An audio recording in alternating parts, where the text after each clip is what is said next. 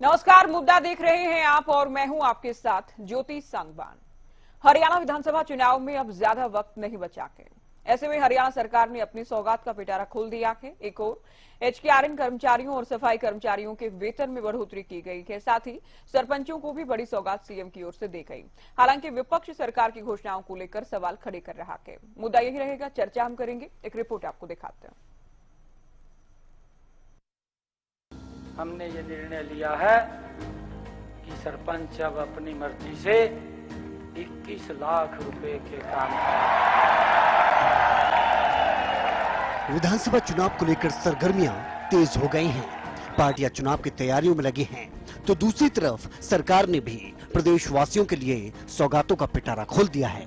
एक तरफ सरपंचों को सौगात देते हुए उनकी पावर बढ़ाने का काम सीएम नायब सिंह सैनी ने कर दिया।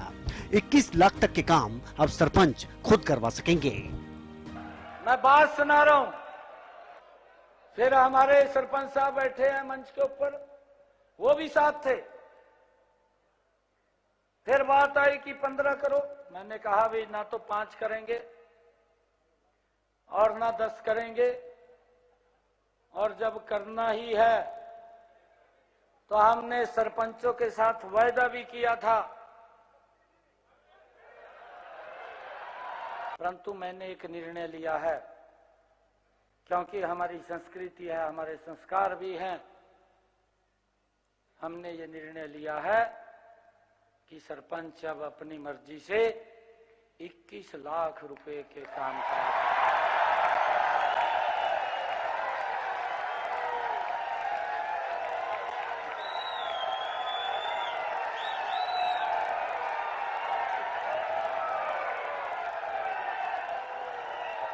मैं आपको एक बात से आश्वस्त करता हूं, क्योंकि कोड ऑफ कंडक्ट लगने में 2 महीने बकाया है। आप मजबूती से अपना एस्टिमेट बनाएं। पैसे की कोई कमी नहीं है, मैं फिर कह रहा हूं आपको। तो वहीं सफाई कर्मचारियों को भी सीएम सैनी ने सौगात देते हुए उनके वेतन में भी बढ़ोतरी कर दी। सफाई कर्मचारी पोर्टल बनाने की घोषणा करता हूं, और वो डिस्ट्रिक्ट वाइज बनेगा। डिस्ट्रिक्ट वाइज वो बनेगा। जितने भी हमारे भाई हैं उसके ऊपर जो रजिस्टर्ड करेंगे, जितनी भी आवश्यकता वहां रहेगी उस पोर्टल से उठाएंगे, और उठा करके उनको 13,000 रुपए का मानदेय तुरंत शुरू हो जाएगा। जो हमारे नगर पालिका नगर परिषद के अस्थायी सफाई कर्मचारी हैं, उनको अब वेतन में बढ़ोतरी करते हुए 17,000 रुपया उनको मिलना शुरू हो जाएगा। और जो हमारे ग्राम पंचायतों के सफाई कर्मचारी हैं, उनको 16,000 रुपए मिलना शुरू हो जाएगा। इसके अलावा हरियाणा के लोगों के लिए भी सरकार ने बड़ा फैसला लिया। हरियाणा में अब स्टिल्ट प्लस 4 योजना को मंजूरी दे दी गई है। अब जो है हम ज्यादातर जगह स्टिल्ट प्लस 4 चौथी मंजिल को इजाजत दे रहे हैं, लेकिन कुछ जगह कुछ राइडर हैं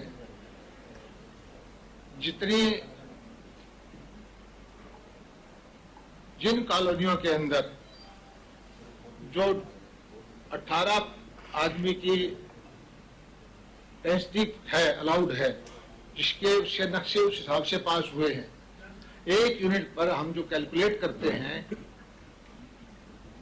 4.5 आदमी मान के चलते हैं एक फ्लैट के घर के अंदर। तो 3 मंजिल में था वो 13.5 और 4 मंजिल में हो जाता है 18 आदमी एक कॉम्प्लेक्स में रहेंगे, तो उसके हिसाब से सीवर, वाटर सप्लाई, सड़कें जो डिजाइन होता है, ये प्रक्रिया है। तो जिन नक्शों के अंदर 18 के हिसाब से लेआउट पास कर रखे हैं या कर दिए जाएंगे, एलिजिबल हैं, उन जगह पर हम ये चौथी मंजिल अलाउ कर रहे हैं। इससे पहले नायब सरकार ने हरियाणा कौशल रोजगार निगम के कर्मचारियों को बड़ी सौगात देते हुए उनके वेतन में भी 8% तक की बढ़ोतरी करने का ऐलान कर दिया।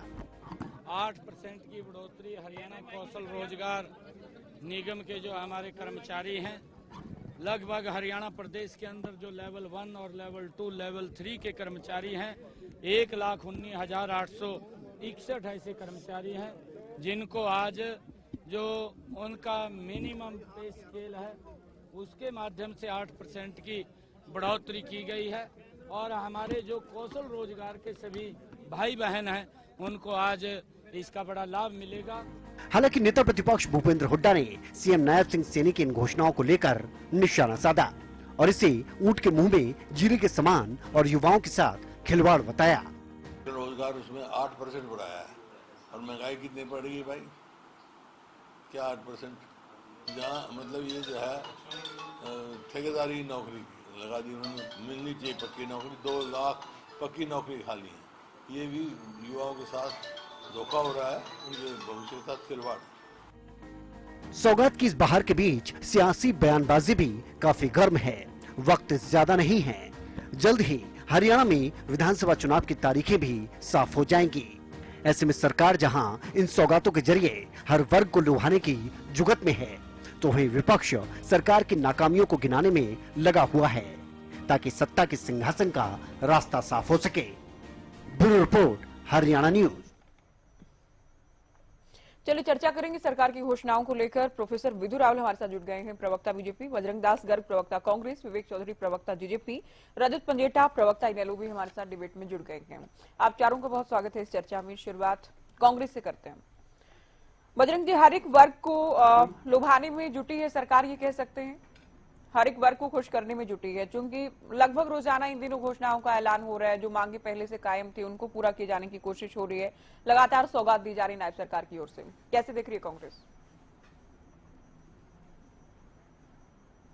ज्योति जी, लगभग 10 साल पूरे होने को भारतीय जनता पार्टी की सरकार को होने जा रहे हैं।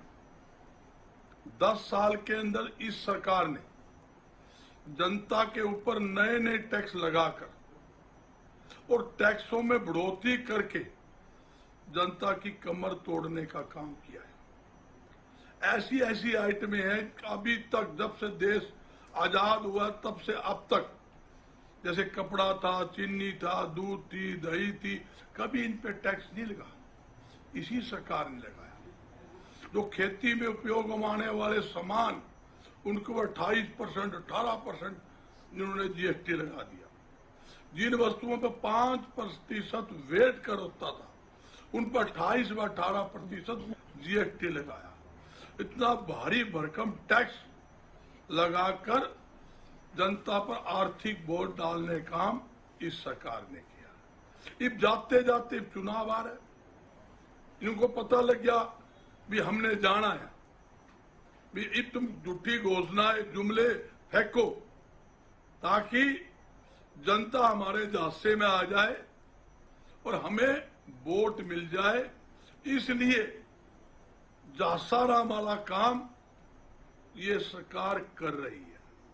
सरपंच की ले लो आप, यही तो वो सरकार है जिसने सरपंचों को दुड़ा दुड़ा कर लाठियों से पीटने का काम किया, जिनके ऊपर आंसू गैस के गोले पंचकूला में दागे गए, जिनके ऊपर पानी की कैंपरों से बछोर आपके सामने वो भी फेंकी गई और कई दिन तक सरपंच पंचकूला के अंदर धरना लगाकर रोड पर बैठे रहे।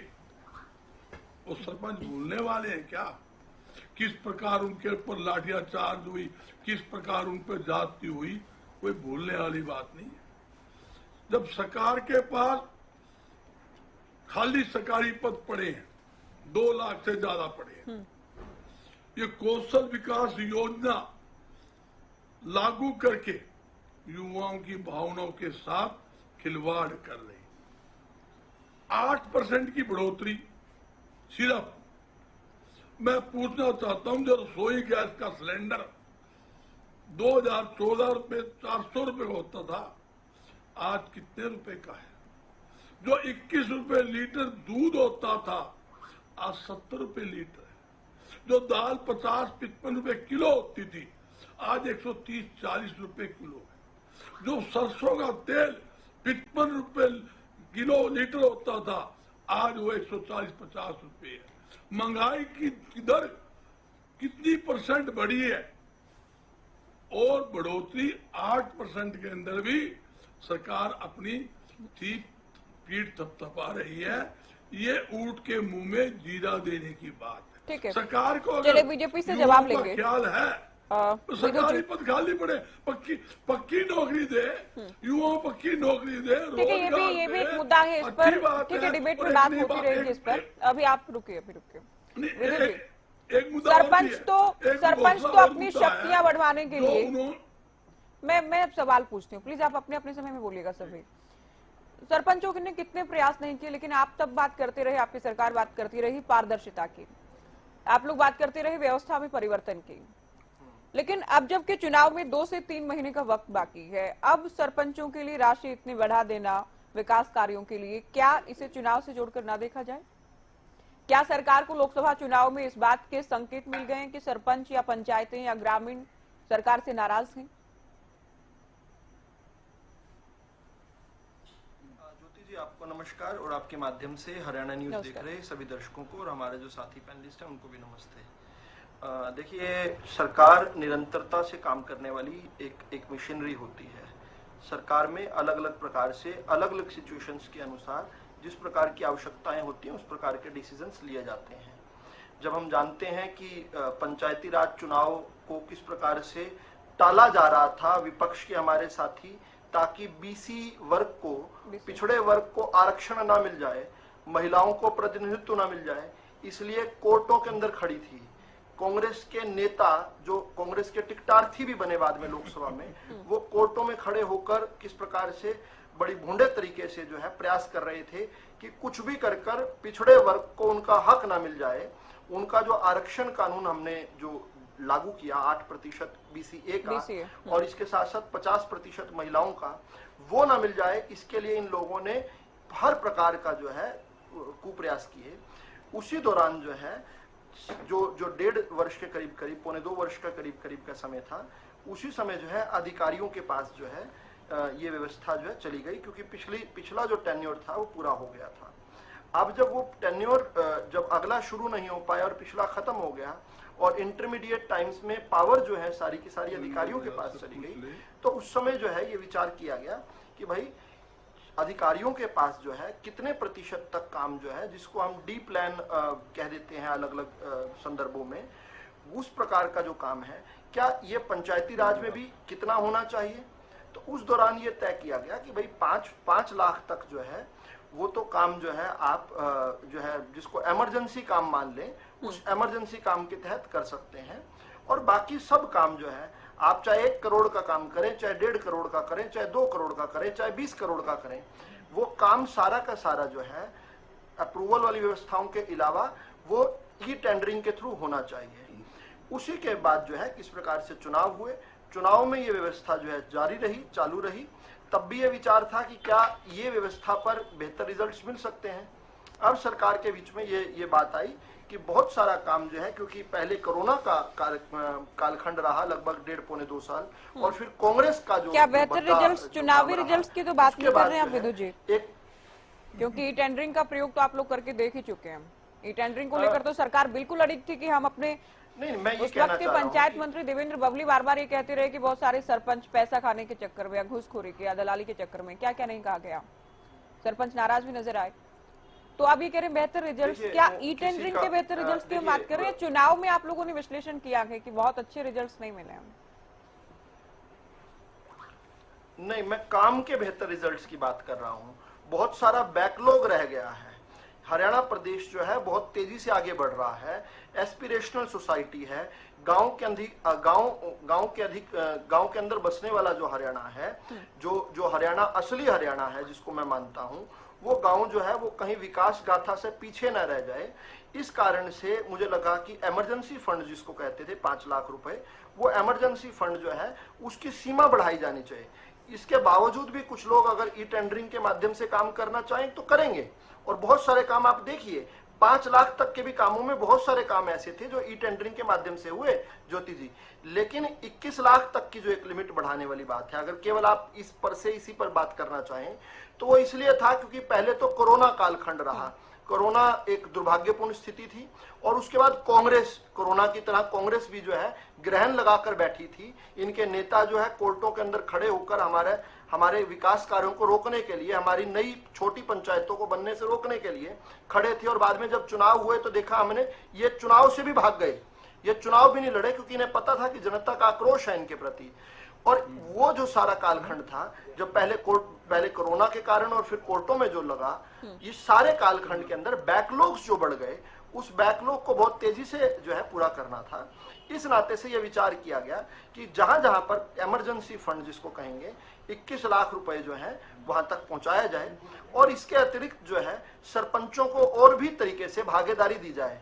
जो भी कार्य जो हैं, जो भी हल्के में हो, उसमें कहीं ना कहीं सरपंचों की भागीदारी हो, क्योंकि सरपंच जो हैं वो जनता के बीच जाकर छोटी सरकार बनाते हैं। अब मुझे जल्दी से जो है कांग्रेस के प्रवक्ता की जो बातें हैं उनका जवाब देने दीजिए। बहुत शॉर्ट में मैं ये बता दूं कि ये कांग्रेस के प्रवक्ता वो प्रवक्ता हैं जो सरसों का रेट बता रहे हैं, लेकिन छुपा क्या रहे हैं जो सरसों की एमएसपी है, जिस प्रकार से एमएसपी पर सरसों की खरीद होती है, वो भी साथ साथ बताएं।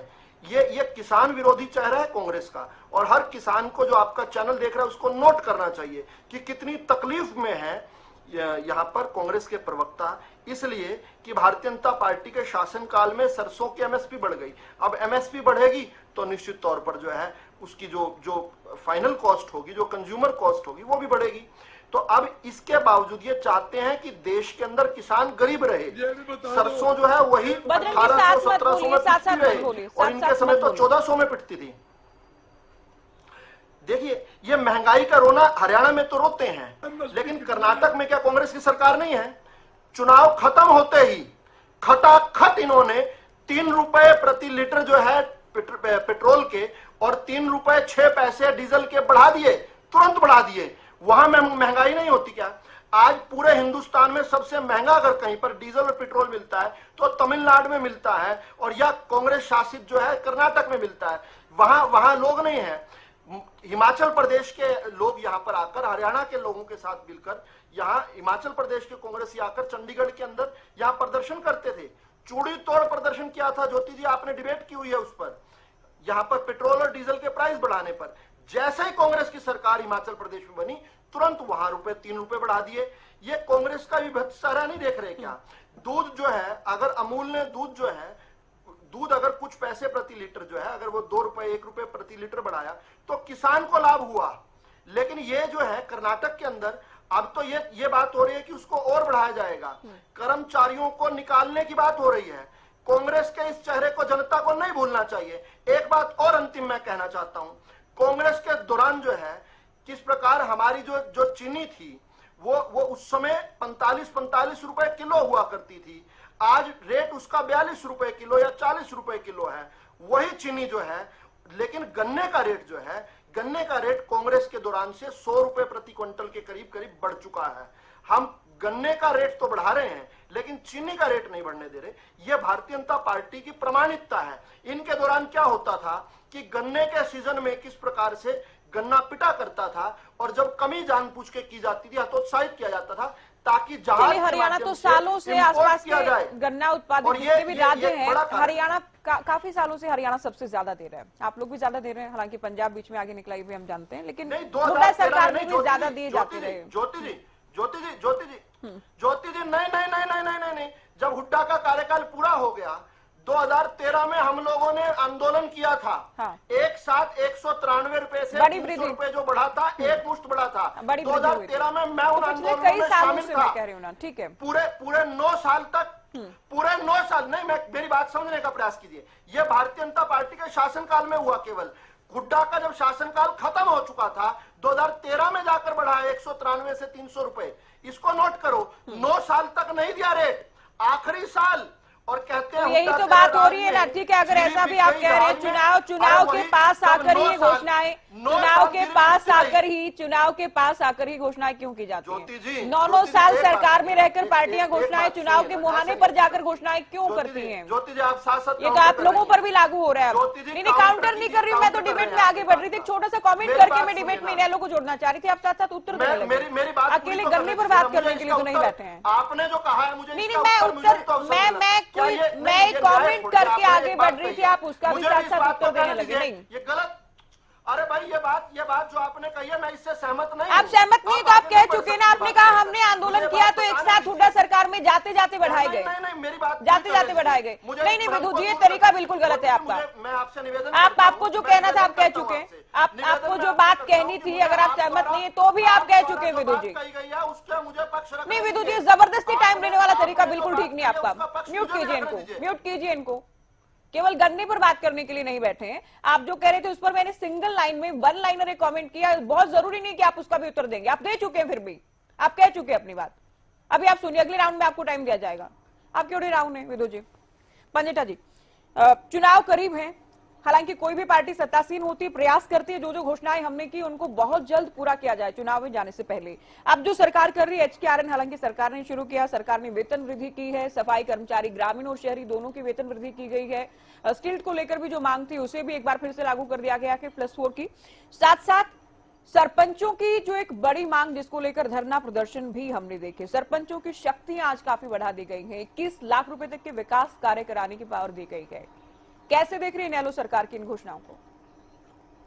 देखिए ज्योति जी, जो अभी हमने डिस्कशन भी किया है उसका अगर हम निचोड़ निकालें तो उसके अंदर ये होता भी आया है। अगर हमने देखा है तो आखिरी समय में चुनावों को मद्देनजर रखते हुए अगर कोई लुभावने वादे या किए जाते हैं या कुछ ऐसे क्रम किए जाते हैं तो वो जनता अच्छी तरह समझती है कि और उसका आखिरी वक्त में कोई फायदा नहीं है। जैसे अभी गन्ने के रेट के लिए बात हुई तो गन्ने के रेट के लिए हरियाणा के अंदर भी आंदोलन हुआ, इनको अच्छी तरह पता है। उसके बाद चाहे सूरजमुखी का हो, अगर सरसों की बात है तो सरसों के ऊपर कैपिंग लगाई हुई है सरकार ने, और प्राइवेट में सरसों का रेट जो है वो MSP से अधिक रहा है पहले भी।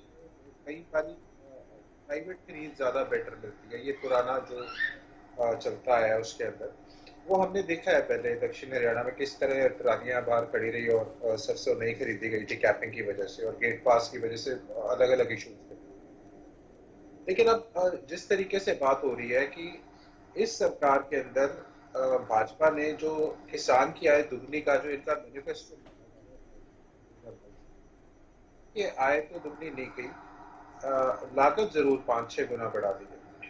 जिस तरीके से अभी भाजपा के प्रवक्ता चिल्ला के बोल रहे थे वो ऐसा प्रतीत हो रहा था कि महंगाई वही की ज्यों की त्यों है, महंगाई नहीं बढ़ी है और इन्होंने किसान के लिए बहुत कुछ किया है। ना GST लगाया है, ना GST के स्लैब बढ़ाए हैं, सब कुछ उल्टा सस्ता हो गया है पहले से। किसान को आप जो है वो बहुत संपन्न आपने बना दिया। बिल्कुल परिस्थिति उससे विपरीत है। किसान दुखी है, ये प्रत्यक्ष को प्रमाण की जरूरत नहीं है। जिस तरह धरने लगते आए हैं, जिस तरह 750 किसानों की शहादत हुई वो भी MSP के लिए हुई। अभी आप अन्य राज्यों का गिना रहे थे, छत्तीसगढ़ में 3600 रुपए का धान बिक रहा है, आप हरियाणा में दिलवा दीजिए। अगर इतना ही है तो अभी आपने 5 राज्यों में ये आपने घोषणा भी की थी अभी पिछले जो चुनाव हुए थे, तो वो हरियाणा वालों ने क्या गलती करी, आप वो दिला दीजिए। यथा स्थिति बिल्कुल इससे विपरीत है। टीवी में आके कोई भी बात करना, लुभावनी बात करना, उससे जो NCRB का डेटा है जो 31 किसान हर रोज आत्महत्या कर रहा है, उससे कोई झुटलाई नहीं जा सकती। NSO की रिपोर्ट कहती है 27 रुपए प्रतिदिन किसान की आय है। तो ये बातें जो है ये सब अच्छी तरह जानते हैं। आज आपने क्या अपने जो राज चलाया उसमें अपने प्रजा की हालत क्या करी है। हर वर्ग की आप बात करें, हर वर्ग दुखी है। आखिरी समय में अगर आप ये 13,000, 17,000 और 16,000 तो ये 20,000 होनी चाहिए। सफाई कर्मचारियों की, ये और कौशल रोजगार की तो हर साल बढ़ती है। ये तो हर फाइनेंशियल ईयर में बढ़ेगी, अप्रैल में बढ़ जानी चाहिए थी। ये तो इसके लिए कह रहे हैं 8% बढ़ा के, बहुत बड़ा। आरक्षण की भी बात इन्होंने उठाई। जब सेंटर के अंदर ओबीसी के लिए जो है वो 27% है पहले से, तो आपने अब जाके आप उसको 15 को 27 कर रहे हो। सेंटर में 8% है, अब आप उसको क्रीमी लेयर वाली 8% आपने तो बल्कि वंचित रखा। इस बात का जवाब दीजिए। पंडिता जी अभी आपके पास आ रहे हैं, रणवीर गिल हैं हमारे साथ सरपंच एसोसिएशन से। एक बार जान लेते हैं सरपंच कैसे देख रहे हैं सरकार के इस फैसले को, उसके बाद आपके पास लौटेंगे। गिल साहब, सीएम ने आज जो घोषणा की है 21 लाख रुपए की जो शक्तियां एक तरह से बढ़ाई गई है सरपंचों की, ये भी साफ तौर पर कहा गया है कि आप गांव का विकास कराइए, सरकार का खजाना पूरी तरह से भरा है, ग्राम पंचायतों के विकास, गांव के विकास के लिए सरकार के पास कोई कमी नहीं है। खुश है सरकार की इस घोषणा से, सीएम के इस ऐलान से? ऐसा है, ये मांगे कुछ और है सरपंचों की, और सरकार जहाँ टीएडीए बढ़ाना, ये हमारी मांगे नहीं है। हमारी मांगे हैं जो पंचायती राज के अधिकार दिए गए हैं, ताकि हम अपने अपने गाँव में विकास कार्य करवा सके। और लिमिट कर दी इन्होंने 21 लाख की, 50% की बाउंडेशन हटाई। ये कुछ नहीं है, भ्रमित करने की एक सरकार की वो है, पब्लिक में दिखा दे सरपंचों के लिए किया। हमारी जो मांगे हैं उन मांगों पे तो सरकार बात नहीं कर रही। हमारी मांगे हैं, हमें अधिकार दिए जाए स्वतंत्र पंचायतों को गांव के अंदर, ताकि हम अपने अपने गांव में जो भी कार्य है अच्छे प्रकार से विकास कार्य करवा सके। लेकिन सरकार असल बात मांगों की बजाय दूसरी तरफ मुद्दे को भटकाना चाहती है। हम लोगों ने स्पष्ट कर दिया है कि हम लोग जब तक हमारी जो जायज मांगे हैं वो मांगे पूरी नहीं होती, हमारा एजुकेशन जारी रहेगा।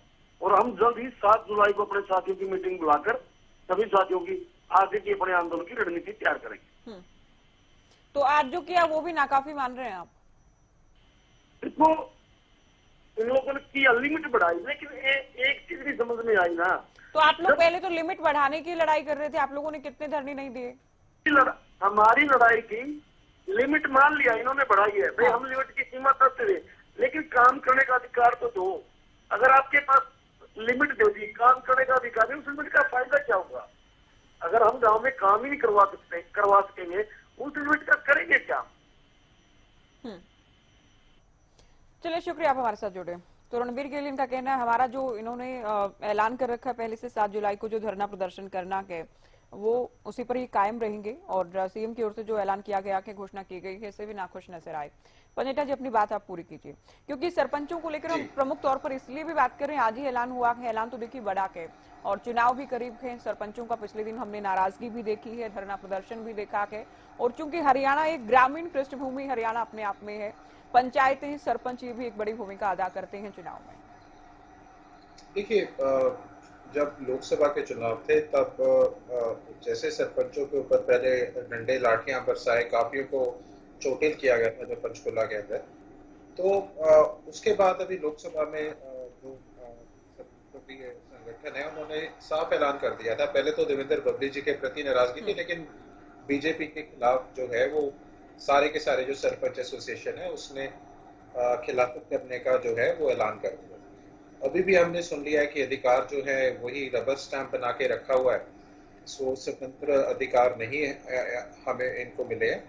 तो उसके बाद वो इन्होंने भी बयान कर दिया। उसके बाद ये स्टेट+4 वाली जो सरकार की ये जो नीति है, देखिए ये तो आपको अपनी एक इंटरनल इसके ऊपर जांच पड़ताल करनी चाहिए। जो मेरे पास फीडबैक आई है, हजारों एप्लीकेशंस जो हैं वो हरियाणा सरकार का जो HSRVP है उसके जो पहले हुड्डा होता था वहां पहले जा चुकी है कि जब भी ऐसे कोई स्टेट+4 जहां पे भी बने हैं उसके आसपास के घर बैठ गए हैं, घरों में दीवारें हैं। एक घर ढह गया था ऐसी एक्सकावेशन की वजह से। पड़ोसियों से मंजूरी लेनी होगी, ये भी अनिवार्य किया गया है। आपके पड़ोसी से आपको मंजूरी लेनी होगी।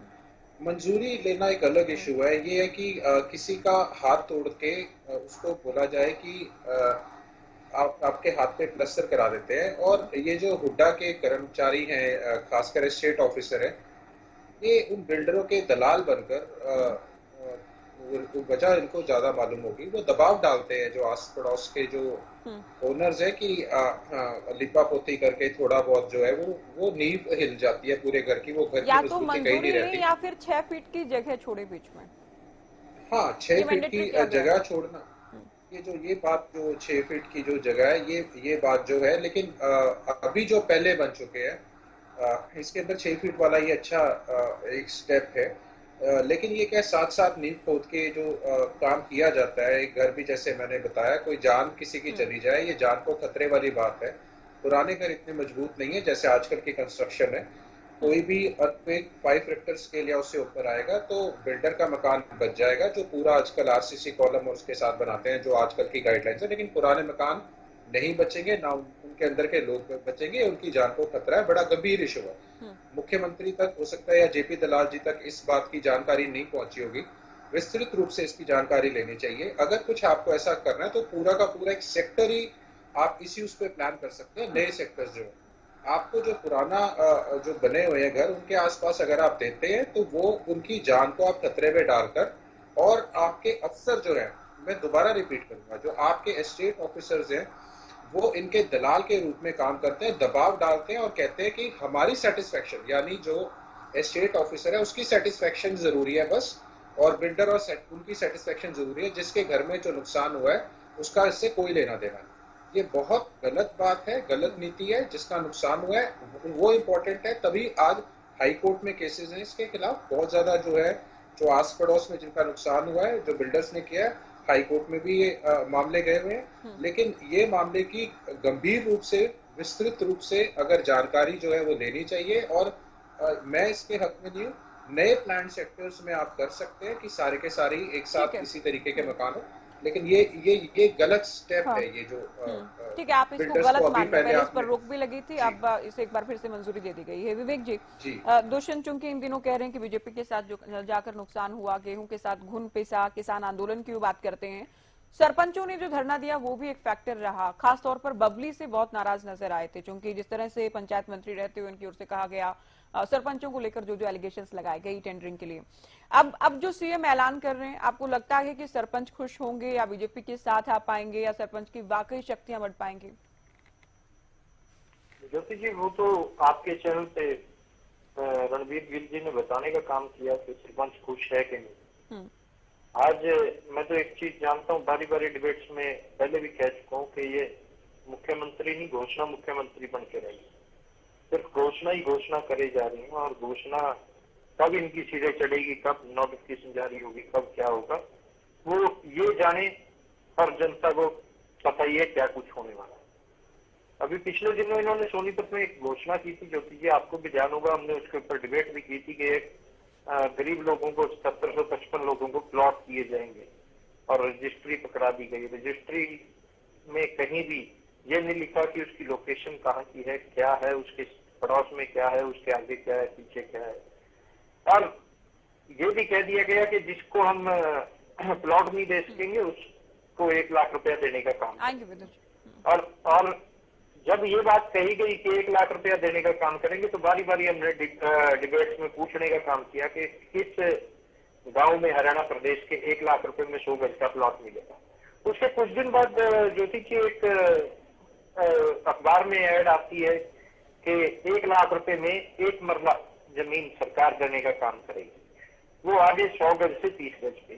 ये घोषणा इसी तरह की है कि कहना कुछ है, करना कुछ है और होना कुछ भी नहीं। रियलिटी यही है। आज सरपंचों को लेके घोषणा तो जरूर कर दी, सरपंचों ने क्या रिवर्ट बैक दिया वो गिल साहब ने बखूबी बताने का काम किया। और अगर आप कहते हैं कि आज के दिन सिर्फ घोषणा से काम चलेगा, तो वो आने वाले समय में पता लग जाएगा। घोषणाएं करना आसान है। अभी पिछले दिनों इनके एक मंत्री ने घोषणा की थी कि एनडीसी को खत्म कर देंगे। आज भी नगर निगम में जाकर देखिए कि हालात क्या है। इनके जो निकाय मंत्री हैं, इनके और मंत्री घोषणा करते घूम रहे हैं। घोषणा ही है, घोषणा के अलावा कुछ नहीं। इनको एक ही चीज है, जो पहले घोषणा की हुई है उनको तो पूरा कर ले। आज बातें की जा रही हैं, कहीं कुछ और कहीं कुछ। आज 21 लाख की लिमिट बढ़ाने की बात की गई, वो सरपंच साहब ने बहुत अच्छे से कहा कि लिमिट तो बढ़ा दी, ये तो बता दो कि काम करने की पावर कब मिलेगी। काम करने की पावर मांग रहे हैं, वो नहीं दी जा रही। अगर ये कहते हैं, मैं अभी सीएम साहब की बात भी सुन रहा था, वो घोषणा ऐसे कर रहे थे 5 नहीं, 10 नहीं, 15 नहीं, 21 कर दी। जैसे कांग्रेस की सरकार ने 5 लाख की थी और इन्होंने 21 कर दी। अरे जिसने 5 लाख की थी वो भी आप ही की सरकार थी, उस टाइम पे भी मुख्यमंत्री जी आप ही के थे, बीजेपी के थे, किसी और पार्टी के नहीं थे। मुख्यमंत्री आज भी बीजेपी के हैं। इसका मतलब तो आप ये मानते हैं कि जो मनोहर लाल खट्टर जी जो करके गए थे वो गलत करके गए थे और आप जो कर रहे हैं वो सही कर रहे हैं। तमाम घोषणाएं अगर इनकी उठा के देखें तो इसी तरह की है। ज्योति जी, आज हम एक चीज देख रहे हैं, इतना टाइम ये घोषणाएं करने का लगा रहे हैं, इतना टाइम ये जो काम पेंडिंग पड़े हैं। आज सबसे बड़ी, अगर नगर निगम की मैं बात करूं, नगर निगम के अंदर कोई दिक्कत आती है तो सबसे बड़ी दिक्कत थी एनडीसी की। इन्होंने कह दिया हम खत्म कर देंगे एनडीसी, ये नहीं रहेगा। ग्राउंड पे कुछ नहीं है, ग्राउंड पे आज भी लोग धक्के खाने को मजबूर हैं। अगर बात करूं प्रॉपर्टी टैक्स की, प्रॉपर्टी आईडी की, किस तरह याशी कंपनी को टेका दिया गया, उसके ऊपर हम बारी बारी डिबेट कर चुके हैं। किस तरह लोगों को फायदा पहुंचाया गया और उनकी गलती का खामियाजा किस तरह हरियाणा प्रदेश की जनता आज भुगतने का काम कर रही है, वो गलतियां सुधारने का टाइम है। आज ये सोच रहे हैं कि हाँ नई से नई घोषणा कर दो, लोग लुभावने वादे कर दो और वोट मिल जाएगी। मैं पिछले दिनों ज्योति जी गांव में था, गांव में बुजुर्ग बैठे थे, वहां हंसी की बात थी। वहां बुजुर्ग एक कहने लगे, कह रहे आज बीजेपी वालों का ये हाल है, इनसे कोई कह देना कि जिनका ब्याह नहीं हो रहा उनका ब्याह करा देंगे, ये उस पर राजी हो जाएंगे और 1 मिनट लाओ घोषणा कर देंगे। आज ये रियलिटी है, लोग समझ चुके हैं इनकी। एक बार हुई भी हरियाणा में ऐसा चुनावी वादा हुआ भी, एक बार आपको याद होगा। मुझे याद है बकायदा, आज हो भी यही रहा है। आज रियलिटी भी यही है कि बीजेपी सिर्फ यही सोच रही है कि किसी भी तरह दोबारा से सरकार में आ जाए, जो कि मुमकिन नहीं है। कांग्रेस की बात देखिए, आप सभी को टाइम मिल पाए, मैं इस बात को सुनिश्चित करूंगा। आज हरियाणा प्रदेश की जनता देख चुकी है किस तरह का इनका कार्यकाल रहा, किस तरह की इनकी कार्य करने की सिस्टम रहा, वो सबके सामने है। आज नायब सैनी जी को अमित शाह जी 2 दिन पहले अनाउंस करके गए हैं कि हाँ यही मुख्यमंत्री होंगे, इन्हीं के चेहरे पर चुनाव लड़ा जाएगा। हम तो कहते हैं बहुत बढ़िया काम करके अमित शाह जी की कोई जरूरत ही नहीं है। नायब सैनी जी सांसद रहते हुए अपनी धर्मपत्नी की जमानत नहीं बचा पाए, जिनको जिला परिषद के चुनाव में जमानत जब्त हुई और 5वें नंबर पर उनको आना पड़ा। वो आज पूरे प्रदेश में बीजेपी को जिताने का दम भरते हैं। तो जनता जनार्दन देख रही है और जनता जनार्दन बताने का काम करेगी आने वाले समय में। चलिए विवेक जी, आपने कई मुद्दों को लेकर बात कर ली। मैं मुद्दों पे ही आ रहा हूँ ज्योति जी, जब मुद्दों की बात की जाती है तो इनके पास जवाब नहीं होता। आज मैं तो बारी शायद विदुर राघव जी के गाँव में मिल जाए 1 लाख रुपए में 100 गज का प्लाट, बता दे। हम तो ये कहते हैं कहाँ मिलता है, और उसके बाद अपनी घोषणा को अपने आप काटने का काम करते हैं। ठीक है, मैं बजरंग जी कुछ कहना भी चाह रही थी। बजरंग जी देखिए, लाभार्थियों को साधने का प्रयास पूरा कर रही है नायब सरकार। ज्योति जी, सिर्फ प्रयास ही प्रयास है, ना तो किसी को लाभ मिलना। सबको पता है 2 महीने बाद चुनाव है, इन्होंने जुमलेबाजी करके जनता को ठगने की नाकाम कोशिश करनी है। जनता मन बना चुकी है। मेरे साथी सीनियर प्रवक्ता है बीजेपी के, वो कह रहे थे 1 रुपया 2 रुपए लीटर दूध बढ़ा दिया, किसान को लाभ मिल गया, तो बड़ी तकलीफ हो रही है। अरे भाई 1-2 रुपए लीटर नहीं, 21 रुपए लीटर 2014 में दूध होता था, आज 70 रुपए लीटर है। मैं ये बता रहा हूँ, आप 1-2 रुपए की ईंधनों की बात कर रहे हो, जो 1 महीना पहले 2 रुपए लीटर बढ़ाया, आप उसकी बात कर रहे हो। मैं 10 साल के आंकड़े की बात करता हूँ। अपने आप को किसान के अतेरसी बताते हैं। किसी किसान से पूछ लो, अगर किसी को बीड़ी चसानी हो हरियाणा के अंदर तो माचिस की जरूरत कोनी, वो बीड़ी सिर्फ किसान के बिड़ा दो तो अपने आप बीड़ी चस जाती है। किसान इतना लाल इस सरकार के खिलाफ, उसका किसान बोलने वाला है क्या? इनके कारण 750 किसान शहीद हो गए। इन्होंने दुड़ा कर किसानों को पीटा, आंसू गैस के गोले दागे, सड़कों पर खाइयां खोद दी, उनके नए नए ट्रैक्टरों के टायर फोड़ दिए गए, हजारों किसानों पर झूठे मुकदमे दर्ज करके जेलों में डाल दिया। फिर कहते हैं हम किसान के लिए हमने क्या कर दिया। एक चीज तो गिना दो, किसानों के आपने एक काम किया कि ट्रैक्टर था, ट्रैक्टर पार्ट था, खाद था, दवाइयां थी या कोई और चलिए मशीनरी किसानों पार्ट किसानों था, पर फिर किसी उसके दिन चर्चा ऊपर कर लेंगे ना। नाजायज आज टैक्स। हम प्रमुख तौर पर कर्मचारियों को लेकर बात कर रहे हैं, तो एक अलग बात अलग और- वर्ग जिनको किसानों के लिए हाल फिलहाल तो कोई ऐलान भी कर्मचारी नहीं के ले हुआ। लो। ठीक है, कर्मचारियों का एचटीआरएम की नहीं, वेतन नहीं, वृद्धि जिक्र की किया, गई है, मैं तो बात आप लोग कभी तो तारीफ अच्छा, कर दिया एक- कीजिए कि एक- सरकार ने अच्छा किया है। अभी हम इसका स्वागत कर रहे हैं, नाकाफी है उस पर बाद में तारीफ की बात एक बार के लिए तो हम स्वागत कर रहे हैं, नाकाफी नहीं, है या तो चुनाव को देखते हुए तारीफ किया अलग- गया है वो भी कहा जा सकता है साथ नहीं में। नहीं मैंने लेकिन मैंने कभी तो तारीफ आपके चैनल पे एक बात आपके चैनल पे आज राइवल साहब बेदुरावल जी थे, मैंने कहा था कि इन्होंने जो पार्किंग के अलावा चौथी मंजिल बनाने का जो फैसला लिया है वो ठीक लिया है, जनता की मांग थी। मगर मैं ये पूछना चाहता हूँ, चौथी मंजिल पहले बनाने का कानून था, चौथी तीसरी मंजिल इन्होंने की और फिर बयानबाजी की गई कि जो चौथी मंजिल बनाई गई है उसको तोड़ा जाएगा और बिल्डरों को डराया गया। और मैं दावे के साथ कहता हूँ, खुले तौर पे आरोप लगा रहा हूँ, हमारा हिसार के अंदर सेक्टर 33, सेक्टर 14, पीएलए और यहाँ तक कि सेक्टर 1-4 वहां पर हुड्डे के अधिकारियों ने लोगों को डराया भाई तुम्हारी चौथी मंजिल जो बनी है वो टूटेगी, जबकि नक्शा पास हुआ था, तोड़ नहीं सकते थे। सरकार ने भी ऐसी बात नहीं की तोड़ेंगे, मगर इतना हुआ, डर बिठा दिया गया, उसके नाम के दुनिया भर के पैसे सरकारी अधिकारी बिल्डरों से खा गए। और वो इसी सरकार ने जो खुद ने 4 से 3 मंजिल की थी, आज फिर 4 मंजिल करके झूठी वाई लूट रहे हैं, वो उचित नहीं है। मैं यह पूछना चाहता हूँ, 4 से 3 किसने की और 3 करके फिर 4 किसने करी? हाँ, 4 से 6 करते तो कह सकते थे हमने 4 की बजाय 6 कर दी।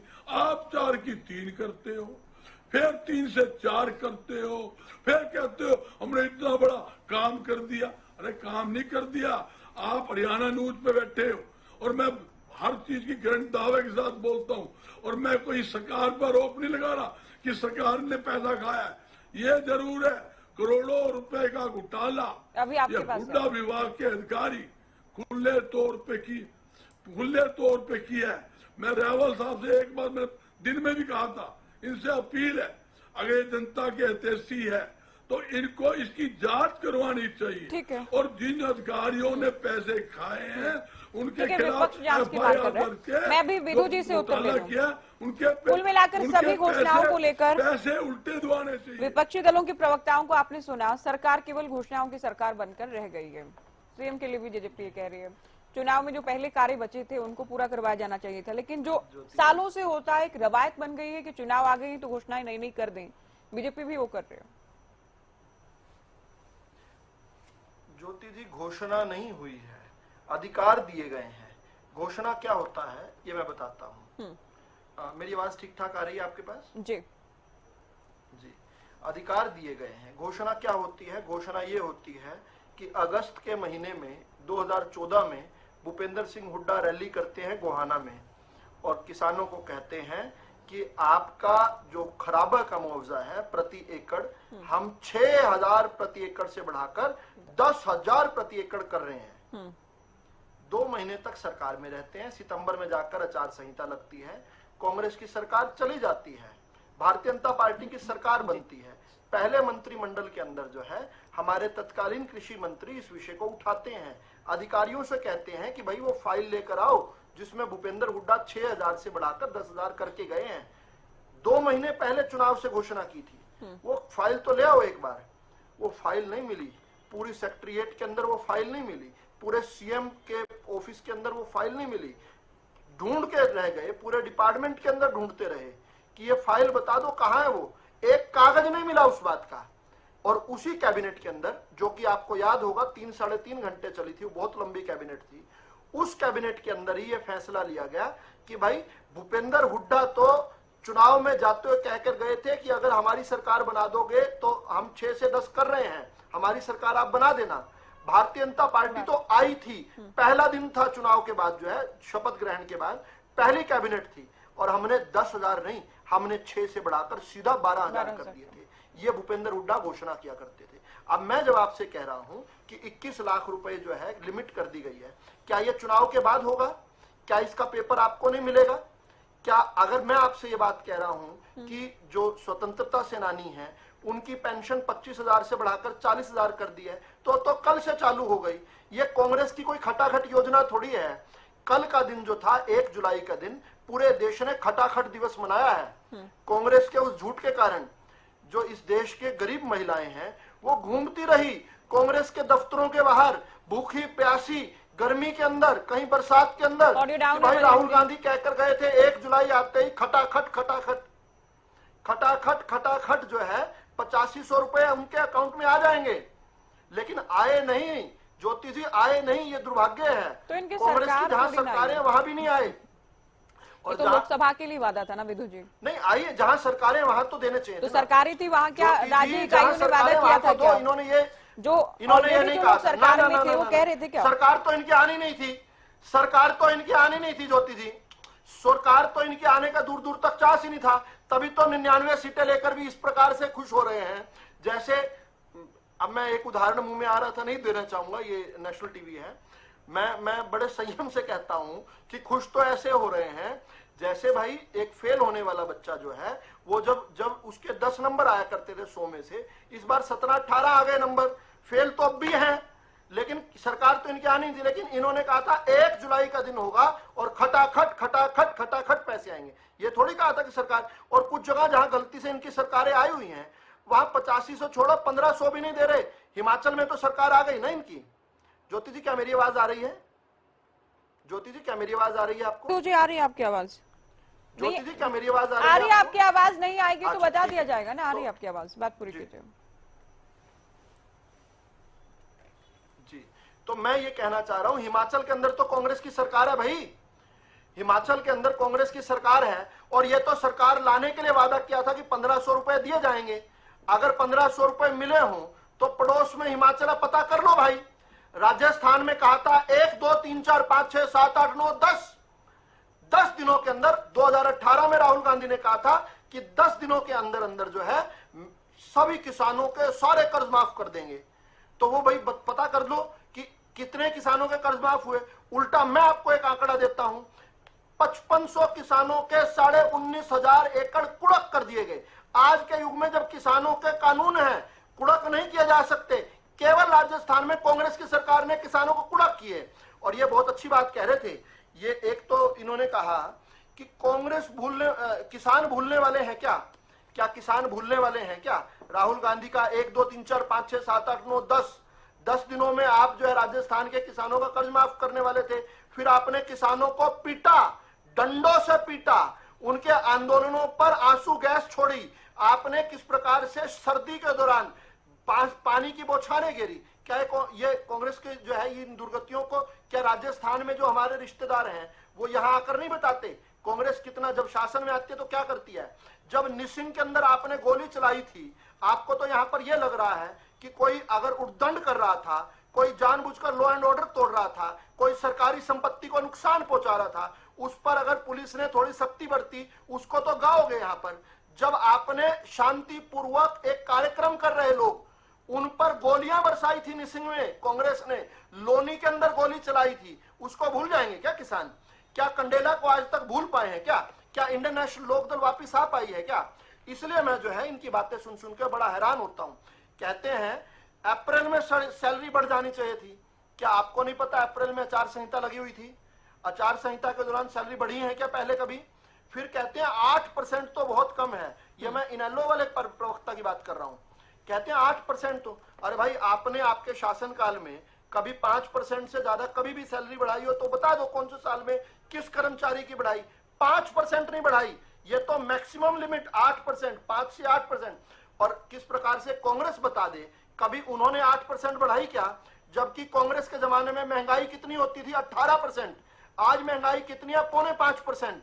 महंगाई 4.5%, जबकि सैलरी बढ़ रही है 8%। कांग्रेस के समय महंगाई होती थी 18.5%, 12%, 11%, 13% और बढ़ता कितना था? 5%। आज उल्टा हो गया। किस प्रकार से ये कहते हैं 27% ओबीसी का आरक्षण पहले क्यों नहीं दिया? आपने दिया हुआ था क्या? कांग्रेस के या इनेलो ने मंडल कमीशन की रिपोर्ट तो 70 के दशक में आ गई थी, देश भर में 1990 के दशक में लागू हो गई थी। आपने दिया हुआ था क्या जो हमने हटा दिया? हमने तो आकर दिया है। और फिर मैं बड़ा हैरान होता हूं जब बालक बुद्धि लोग जो हैं यहाँ पर आकर, जो कुछ दिनों पहले तक हमारी सरकारों में हमारे साथ थे, उस समय क्या वाणी बोलते थे? उस समय तो कहते थे ई टेंडरिंग बहुत अच्छी है। आज यहाँ पर बैठकर अपनी जीभ को इतनी जबरदस्त तरीके से मोड़ लेते हैं, 360 डिग्री का शिफ्ट ले आते हैं। कैसे कर पाते हैं भाई? ये तो कला सिखानी पड़ेगी जेजेपी वालों को। इस प्रकार से इतनी दोगलापन थी। ये कहते हैं कि हमने आज जो है किसानों माफी चाहूंगा सरपंचों के साथ बहुत बुरा हो रहा था। उस समय तो खड़े होकर दुष्यंत चौटाला के सामने जब भी माइक लगा, दुष्यंत चौटाला ने कहा बिल्कुल ठीक कर रहे हैं सरकार। सरकार के अंदर एक बात कहना, सरकार के बाहर दूसरी आकर बात कहना। अरे इससे वोट नहीं मिलते। आपकी दोगली चीज को पहचान चुके हैं, इसलिए किसी बूथ पर 2, किसी पर 3। टोटल नंबर ऑफ बूथ जो है हरियाणा में कितने हैं पता है आपको? 19,000 से अधिक बूथ हैं। क्या 19 बूथों पर भी जेजेपी को 19 बूथों पर भी 500 वोट मिली है क्या? उन 19 बूथों के नाम बता दो। 19,000 बूथों में से 19 बूथों पर भी अगर 500 वोट मिली हो, मेरे को पूरा करने दीजिए। देखिए ज्योति जी ठीक नहीं है। जमानत बचाने की बात कहते हैं, जो यहाँ पर आकर कहते थे थी माया, थी माया, थी माया, वो आकर जब एकमात्र समय जब लोकसभा के सांसद बने थे, दोबारा आकर तीसरे नंबर पर आए थे। वो माफी चाहूंगा दूसरे पर आए थे। क्या वो जमानत बचा गए थे? क्या बढ़ा था, लेकिन दूसरे पता करना एक बार, हिसार में जमानत बची थी क्या? हाँ, तो उस अंतर में जो कह रहे थे हमने इतना ऐतिहासिक काम कर दिया, इतना ऐतिहासिक काम कर दिया। हाँ, तो वो इतने ऐतिहासिक काम करके क्यों हार गए थे चुनाव? अब क्या उनकी माता जी चुनाव लड़ी हैं, वो तो 5वें और 6ठे नंबर पर आई हैं। उनसे अधिक तो इंडिपेंडेंट ले गए। कुरुक्षेत्र के अंदर भी उनसे अधिक इंडिपेंडेंट ले गए। अंबाला में कितनी वोट लेकर आए हो? आप तो कह रहे थे कि कांग्रेस वालों पर भरोसा नहीं करती जनता, फिर कहते हैं कांग्रेस वाले बीजेपी के साथ मिले हुए थे। तो जब कांग्रेस वाले बीजेपी के साथ मिले थे, आप पर भरोसा क्यों नहीं किया? अगर बीजेपी को हराना था जनता ने तो आपके पास ये क्या लॉजिक है? उम्मीदवार तो आपने भी खड़ा किया था ना। अगर कांग्रेस वाले हमारे साथ मिले होते तो कांग्रेस को छोड़ इस बात में पॉइंट है, मैं खुद भी ये बताने दीजिए कि ये कहते हैं आखिरी लाइन है मेरी, ये रजिस्ट्री में कहीं नहीं लिखा लोकेशन क्या है। अब इससे ज्यादा बचकानी बात आपने अपने जीवन में कभी, अपने कैरियर में कभी सुनी है किसी जो है प्रवक्ता को कहते हुए? कहते हैं रजिस्ट्री में लोकेशन नहीं लिखी। अरे पूरी की पूरी बस्ती बसाई गई है। और एक सवाल मुझसे डायरेक्ट पूछा था, मेरे गांव के अंदर क्या 1 लाख मिलेगी? 1 लाख उस गांव में है जहां पर जमीन नहीं है। आपने तो 1 रुपया की भी नहीं प्रावधान रखा हुआ, यहाँ तो 1 लाख के प्रावधान को कम बता रहे हैं। मेरे गाँव में तो है जमीन, हमने तो अपने गाँव में दे दी है। अपने आप ही 4 दिन पहले जो है राज्य स्तरीय कार्यक्रम में बकायदा कार्यक्रम करके मेरे गांव के बहुत सारे लोगों को जो है, चलिए आपने बहुत विस्तार से सारी बातों का उत्तर दे दिया। अब मैं टाइम बहुत कम है, विवेक जी आप कहिए अपनी बात, लास्ट कमेंट आपका। ज्योति आज कहीं ना कहीं किस तरह की भाषा का प्रयोग कर रहे थे, मेरे को नहीं लगा कि ज्योति ऐसी भाषा सुनते हैं, अगर हम बोलते हैं तो टूकने का काम कर दिया जाता है। मैं तो एक चीज जानता हूँ, जो सवाल पूछे गए उनका जवाब नहीं है। मैंने यही पूछा 1 लाख का प्लॉट किस गांव में मिलेगा वो बताने का काम करें, उसका जवाब नहीं है। ये कह रहे हैं कि वहां दिया जाएगा। अरे कहीं दिया भी जाएगा, हरियाणा प्रदेश के किस गांव में 1 लाख का प्लॉट है ये बताने का काम करें। आज सिर्फ और सिर्फ घोषणाएं करने की बात कर रहे हैं। आप हमसे क्या पूछते हैं? हम तो एक चीज जानते हैं, जनता जनार्दन ने किसको वोट दी किसको नहीं दी वो सबके सामने आ गया। 2009 में आपका क्या था? बचकानी बातें तो आप कर रहे हैं। आपके मुख्यमंत्री की धर्मपत्नी चुनाव हारी, उसकी जमानत की भी जमानत जब्त हुई, उसमें हमारा कसूर है क्या? आज आप ये बताइए कि हमने जो सवाल किया उन सवालों का जवाब आपके पास उस बताने का काम करें। उप मुख्यमंत्री की माता जी स्वयं विधायक विदु जी की भी ऑडियो डाउन कीजिए ना, जब सभी की कर रहे हैं। ज्योति आज सिर्फ और सिर्फ एक ही बात की जा रही है, बालक बुद्धि, दोगलापंथी, सीएम वाला, बचकानी बातें, ये बहुत सियानी बातें कर गए क्या? मैंने तो पूछा था क्यों एक बार मुख्यमंत्री हरियाणा प्रदेश के मुख्यमंत्री सोनीपत में पहले घोषणा करते हैं 1 लाख रुपया देंगे, फिर अखबार में आती है 1 लाख रुपए में 1 मरला जगह देंगे, यानी कि 30 गज। 100 से 30 गज पे कैसे पहुंच गए? घोषणा कैसी कर रहे हैं आपको खुद ही नहीं पता। बचकानी बातें तो आज आपके मुख्यमंत्री कर रहे हैं, और बारी बारी हमें ये लगता है कि आप कहीं अपने आप को अपने मुख्यमंत्री से ही बड़ा समझने लग गए। विवेक जी, आप तो इस 1 लाख वाली बात पर अटक गए। आप रोजाना ही डिबेट में 1 लाख ये प्लॉट 1 लाख कौन सा गांव आपका गांव, क्यों रोजाना रिपीट कर रहे हैं बातों को, क्यों रिपीट कर रहे हैं? मैं कहीं उसका जवाब दे रहा हूँ। आज ये कह रही है उन्होंने घोषणा नहीं की, उन्होंने अधिकार दिया। अरे अधिकार दिया बोल के, ये तो बता दो अधिकार पूरे कब होंगे? कोई तारीख है, कोई डेडलाइन है? सिर्फ घोषणाएं होती। ये शक्ति आज से ही मिल गई। ये नहीं कहा कि हम चुनाव के बाद अगर अगली बार सत्ता में आए तो करेंगे। ज्योति एक चीज तो बता दीजिए, बिना ये वेतन वृद्धि जो हुई है ये नहीं हुआ कि हम अगर अगली बार सत्ता में आए तो होगा, ये हो गया है। HRM का, सफाई कर्मचारियों का, सरपंचों का जब से ऐलान हुआ है तब से ही हो गया है। हालांकि चुनाव के समय हुआ है तो टाइमिंग को लेकर सवाल जरूर उठ रहे हैं। सवाल ये उठ रहे हैं कि अब जो सौगात दी जा रही है क्या ये चुनावी घोषणाएं नहीं है क्या? सवाल ये उठ रहा है। नहीं, मैं आपको याद दिलाना चाहूंगा, मई 2018 के अंदर मुख्यमंत्री उस टाइम के आदरणीय मनोहर लाल खट्टर जी अम्बाला शहर में आके बहुत सी घोषणाएं करके गए। उसमें से एक घोषणा थी रेडी मार्केट की, कि गरीब लोगों को जो रेडी लगाते हैं उनको रेडी मार्केट की जगह दी जाए। फिर वो जगह नक्शे के अंदर भी आ गई, जो PWD का नक्शा था उस नक्शे के अंदर भी आ गई, पर आज तक उनको घोषणा पूरी नहीं हुई। ये उसी तरह की घोषणा है। चलिए देखेंगे ये क्या ये उसी तरह की घोषणा है, कुछ अलग है क्या? चुनाव को देखते हुए क्या गया है या लोगों के हित को देखते हुए क्या गया है? पंडिता जी आप बोलिए, लास्ट कमेंट आपका। इनेलो से लास्ट कमेंट ले रहे हैं जी। देखिए ज्योति जी, मैंने जो कहा उनको उस बात को उन्होंने तोड़ मरोड़ के कहा। मैंने कहा अमूमन जो है फाइनेंशियल ईयर के बाद 5 से 15% जो है वो बढ़ोतरी होती है। इस बार आचार संहिता लगी हुई थी, इसकी जानकारी हमें भी है। तो आपने ये अलग से कोई नया काम नहीं किया। अगर आप परसेंटेज की बात करते हैं तो एक बार आपने 1.80 भी बढ़ाया था, वो परसेंटेज भी याद करिए, मात्र 1.80। आप हमारे समय की बात कर रहे हैं कि बढ़ाया क्या? नहीं, हमारे समय में 4 लाख पक्के कर्मचारी थे 20 साल पहले। जनसंख्या भी बढ़ी है जब तब से अब तक, और आज आपके पास उसके मुकाबले 2,70,000 पक्के कर्मचारी हैं, जो आपने ऑफिशियल डेटा रिलीज रिटायरमेंट्स भी बढ़े आज भी। और उस वक्त जो है वो ओल्ड पेंशन स्कीम भी लागू थी। ठीक है, जो बेनिफिट्स आप कर्मचारियों को आज दे रहे हैं वो तब के मुकाबले आधे भी नहीं है। ना रिटायरमेंट के कोई बेनिफिट्स हैं, ना कोई और बेनिफिट्स हैं।